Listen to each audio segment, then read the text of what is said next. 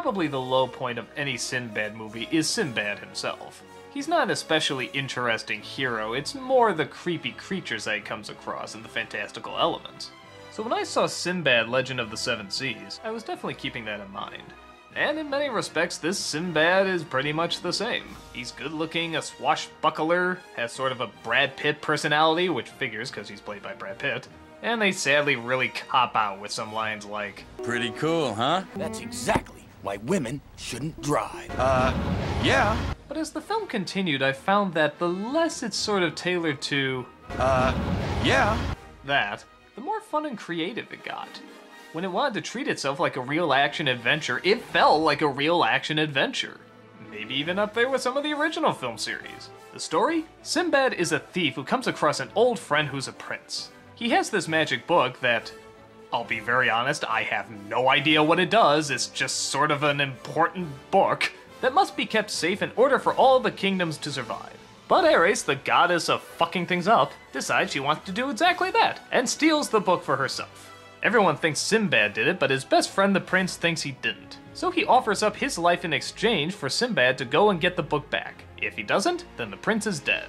Along the way, he's joined by a stowaway played by Catherine Zeta-Jones, who's going to marry the prince, which of course makes her the stereotypical prince ambassador. Oh, so she actually has a title of responsibility and does shit. Okay, I'm cool with that. She of course has to prove to Sinbad that she can handle herself and maybe even Sinbad. The film definitely sort of moves like a Sinbad adventure in that it's just sort of an action-packed road trip. They sail the seven seas, come across a bunch of weird creatures, and fight them off in order to get to their goal. And as far as those action scenes go, they're not bad. They're actually a lot of fun to watch and very creative. The characters at times succumb to sort of the typical cliches, like the couple yelling at each other when, of course, you know they're gonna get together. Those horrible modern-day catchphrases, which, like I said, aren't often, but when they do, they stick out like a sore thumb. And once in a while, a CG monster that looks just a little too fake.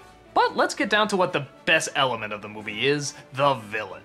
Oh, not that Ares is a particularly complex character or really even that interesting. But by God, look at the animation on her! The way she moves, the way she teleports, the way she shifts shapes. I don't know who the animation team was that worked on her, but give them all friggin' Oscars. This stuff looks wonderful. She moves as if she can be anything or anywhere.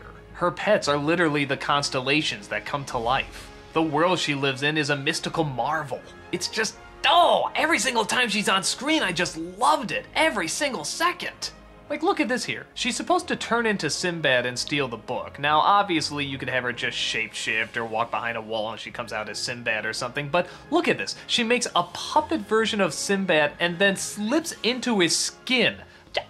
Who would even think of that? It's just, that kind of creativity is spectacular. And actress Michelle Pfeiffer, who does the voice, obviously loves eating up the role. But like I said, the animation on her alone is worth it.